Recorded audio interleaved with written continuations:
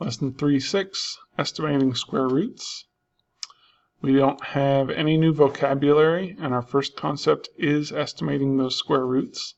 It's important when we're doing this to have those perfect squares up to 144 or 12 squared memorized, so that this isn't a really long, painful process. Okay, if you have these memorized, it should be pretty quick and pretty easy.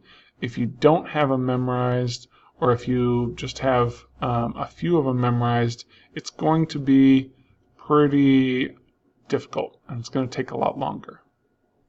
Okay, so when we're given a square root that is not a perfect square, like the square root of 31 is not, 31 is not a perfect square.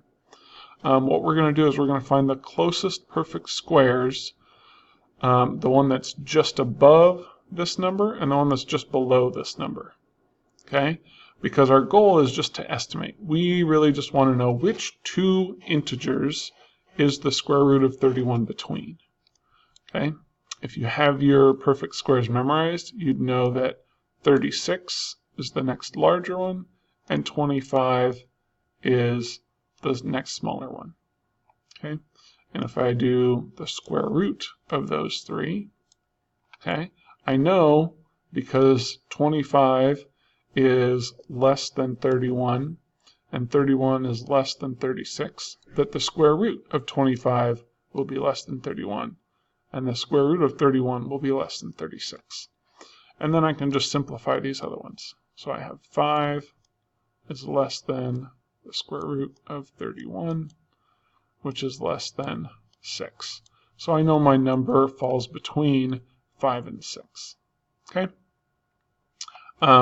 Should be fairly straightforward with these types of questions. Sometimes you'll get one that's a little bit larger, and you might have to think about, okay, how much higher do I have to go? A good way of doing this is think about those problems that are or those perfect squares that are easy to find, right? 20 times 20 is pretty easy to find. 20 times 20 should be 400. All right, so if I get anything close to 400, I know it's going to be close to 20 times 20. All right, but you can always find those out with just doing some simple steps. Okay, kind of guess and check to find those perfect squares that are close.